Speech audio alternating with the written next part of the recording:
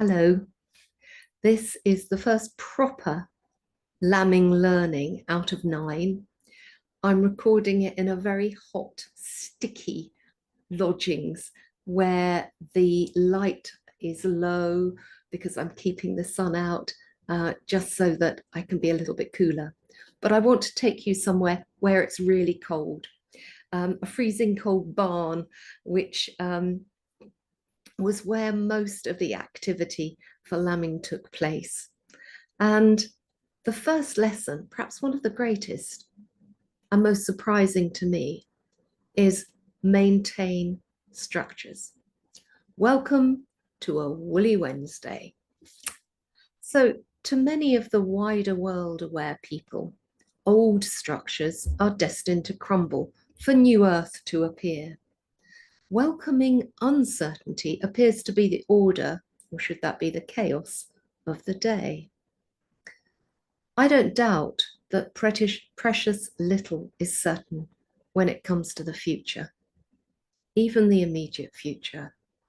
But it does seem to me that at the moment we're being rather goaded, manipulated, or encouraged into obsessing about how this demolishing is going to take place and that it's all gonna go, rather than celebrating and maintaining what is reasonably certain, the constancy of this beautiful planet that we walk upon. The problem is that ordinary isn't news. Certainly mundane and routine isn't worth talking about. They could even wear the label boring. Yet, one of the greatest learnings from the sheep farmer was this maintaining structures. And it applied to the word we're also being encouraged to despise, work. I did a bit of digging about the word work and discovered it doesn't mean dreary 9 to 5 at all. It's simply about applying energy. And I discovered during lambing, I love my capacity to be able to do work. There's a really great quote from Leipzig University about energy. Why would we want to diminish energy? And it goes like this. For an everyday working definition of energy, we might look back to Aristotle for inspiration.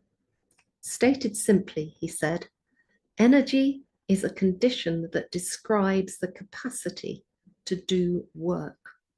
It's quite interesting, I think. So do we want to exclude the capacity for applying energy? I don't think so. So here's some context of where this learning happened. The workplace for lambing was mainly the barn, a creaking old lady, and yet one whose structure was specifically set up just ahead of the lambing season to nourish and aid both ewes, lambs, and workers. How? By creating innumerable fixed points, which also allowed for flexibility. Now, these had evolved over decades. I'm going to share a few and woe betide you if you start moving things around. I learned that.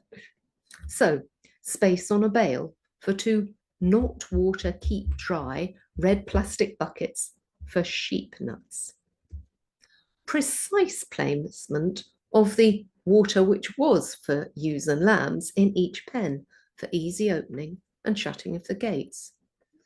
Up to today's, but not today's, daily newspapers, all stacked on a sofa for poorly lamb boxes. Times to get up, to check, to tend, to feed, to sleep, to eat, to water, to check, to tend, to eat, to sleep.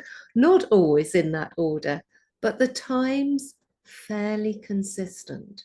Always a point to aim for without any pressure. And of course, sometimes the times just shifted or something got missed, but not often because the routine was also something that the animals came to love and know and expect.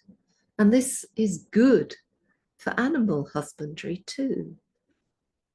I think that the plants and trees love the cycles of nature. We can't suddenly go changing around the seasons. So lots and lots of tiny things, and they both fall into two categories, I notice, time and space. And these are the two elements that technology and spirituality experts and gurus tell us are currently speeding up and changing beyond recognition. But are they right now? Right now, my feet walk on the earth and the sun rises and sets.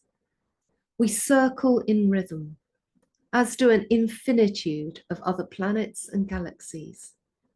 The giant beeches and the garden behind me have seen centuries of this circling.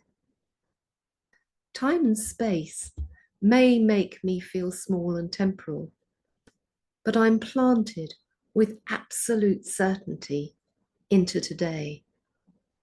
Same ship, different day, different ship, same day.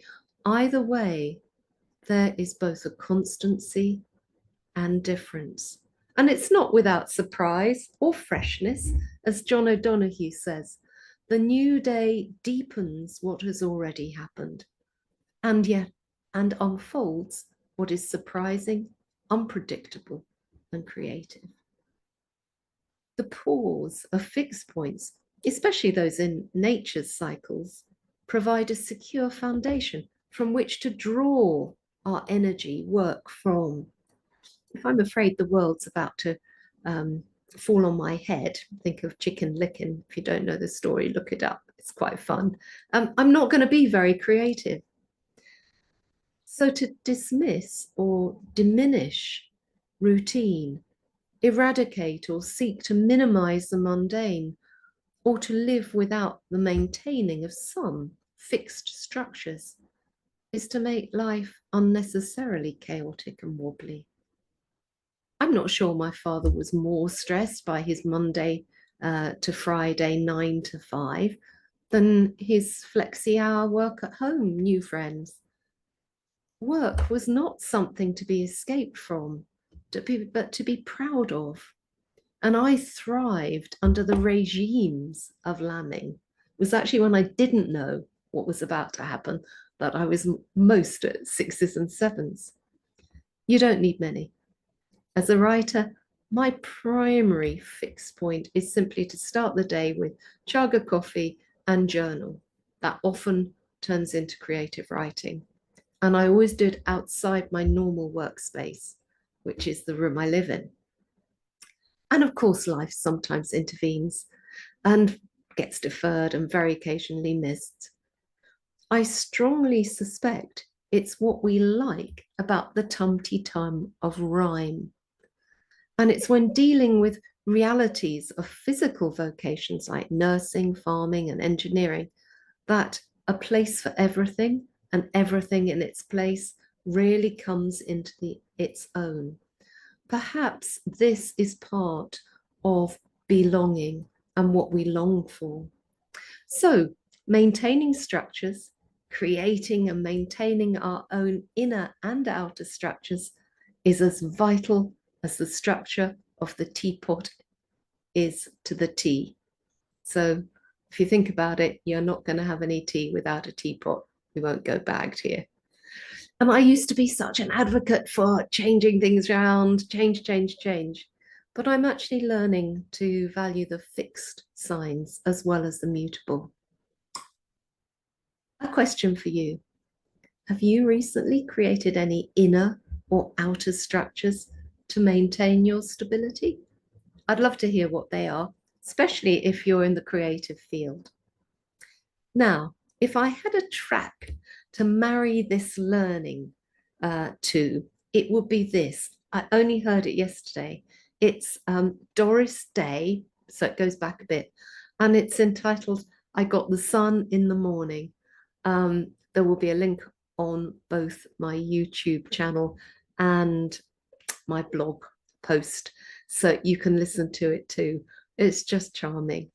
Thanks so much for watching or listening, and I will see you for the next Lambing Learning. Bye for now.